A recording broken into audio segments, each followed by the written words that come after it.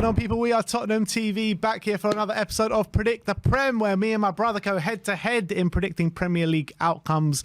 And no, my brother hasn't morphed into Brian Daigle. We've actually got Brian Daigle right here. How you doing, my friend? I'm doing good. How are you, brother? Yeah, good. Long time since I've been in the studio with you. It's usually you and Sim in the past couple of weeks, but we're back. And it's a dress rehearsal for what's coming. Yeah, exactly. But this is a prediction show, like I said, where me and my brother do go head-to-head. We've got our scores on the doors as well, which is 147 to Sim, 142 to me. And the way the scoring works, it's 5 points for a completely correct scoreline, 1 point for a correct result, and the star man as well. As once you pick that man, you can't pick them again for the remainder of the season. And it's 5 points for a goal, 3 points for an assist. And let's get straight into it with West Ham against Brentford in a London derby. Sim has gone for 1-1 at the London Stadium, and I have gone for 2-1 to Brentford. And I think that, looking at the way West Ham are playing at the moment, they are just literally, they're not playing well at all. They can't seem to do a defend, can't seem to attack. I thought Arsenal completely ripped them to shreds in the last game, and David Moyes just seems like a bit of a dead man walking at the moment. And the way Brentford are playing, I'm really impressed with Brentford. I thought they played really well against us for the opening hour. Just before the break, they completely tore Man City to shreds as well. So I think Brentford could get all 3 points here at the London Stadium. Sim has gone for 1-1. How are you looking at this game, Brian? Like I said, tension's growing with West Ham, and you can see it. And if they get off to a bad start, it could turn.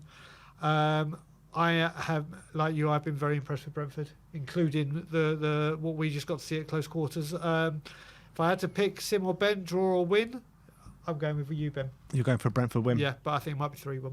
Yeah, fair enough. All right, let's move on to Liverpool against Leicester. Both of us going for Liverpool win. Sim's going for 3-0. I'm going for 2-0 to Liverpool.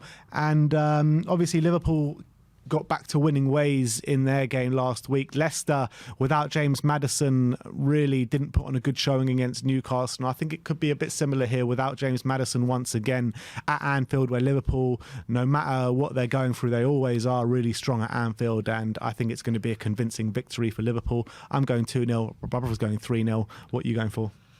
A bit between the both of you. I think Liverpool at home, and especially they're going to be announcing, and probably Gapco's there to parade. So definite win, but I've got a feeling Leicester may score. All right, so you're going 2-1. I actually got, yeah, let's say 2-1, 3-1, one of the two. But yeah, Leicester will get on the score sheet, but Liverpool win. Yeah, the thing is with Leicester, right, I thought they were going to get on the score sheet against Newcastle, but they seem a bit toothless without James Maddison going forward. And I think this will be the last game he's out for. He'll be back for the next game. So I think they'll get back to basics, what they were doing before the break when Maddison comes back. But right now at Anfield, I just can't see them getting anything, even a goal. So I'm going 2-0. My brother's going 3-0. Let's go on to Wolves against Manchester United. Sim going for 1-1 at Molineux for Lopetegui's first home game. I'm going for Man U just to sneak it 1-0. I think it's going to be a difficult game for Wolves. I think it'll be a difficult game for both teams. I think it's going to be a really closely fought encounter. But I think Man United, with the form players that they have in like Marcus Rashford, I think they'll just about sneak it through at Molineux. What are you thinking? I'm going to disagree with both of you. You're going for a Wolves win? I'm going new manager bounce. I've just got a feeling, and I remember Wolves used to be able to beat a Chelsea and beat a big team, and I've just got a strange feeling it'll be how handy it will be for us. So I'm putting faith in the new manager, whose name I can't pronounce, and just say Julian Lopetegui. There you go, new manager bounce. I think that with Wolves, with Lopetegui's first game against Everton, they got over the line. They got the 3 points in the last minute, 95th minute winner. But I just wasn't that impressed with them, even though Everton were really that poor. And if they put in a carbon copy performance of that in a game here against Man United, I think it will still be a close game, but I think Man United will just about nick it and get over the line with the 3 points. Next up is Bournemouth against Crystal Palace. Exactly the same scoreline. Me and my brother have gone for it in 1-1. I think Crystal Palace are flattering a bit to deceive at the moment. Bournemouth came back, didn't put in a great performance in their loss in their last game. So I can't really split these sides at the Bournemouth Stadium. So I've gone for 1-1 here. Yeah, I'm going to have to agree with you on this one.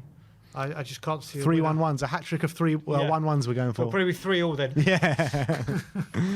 All right, fair enough. In terms of Fulham, Southampton up next. Both of us going for Fulham win. Sim's going for 2-1. I'm going for 2-0. Southampton are one of those really strange teams, especially under their new manager. We're really not sure what kind of Southampton are going to turn up. But on the flip side of that, Fulham at home at Craven Cottage playing really well. Mitrovic is one of the form players in the Premier League, and they've got players that can really hurt Southampton, like Andreas Pereira as well.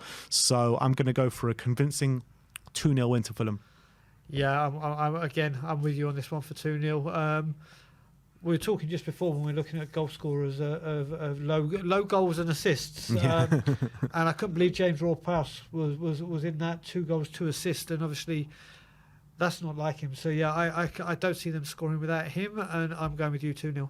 Yeah, it's an interesting one with James Ward-Prowse because obviously Southampton have been shocking under Hassan Hutel up until now, and James Ward-Prowse hasn't really had any influence on their season whatsoever, and they've just been stuttering through the season. But now they've got a new manager, I think it might breed a bit of new life into James Ward-Prowse.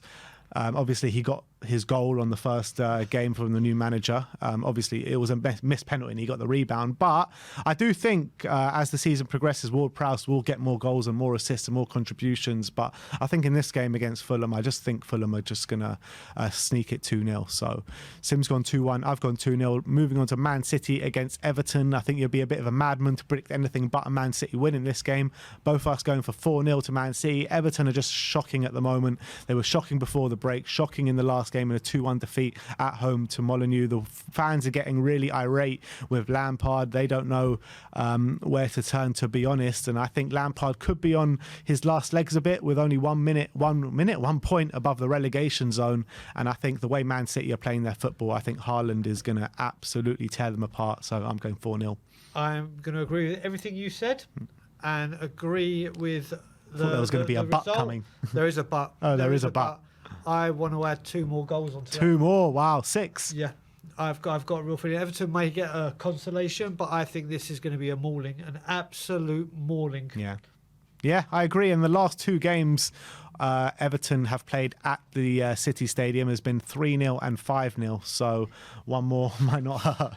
Exactly. Or they're going up in 2s. It could be 7. Yeah, it could be 7.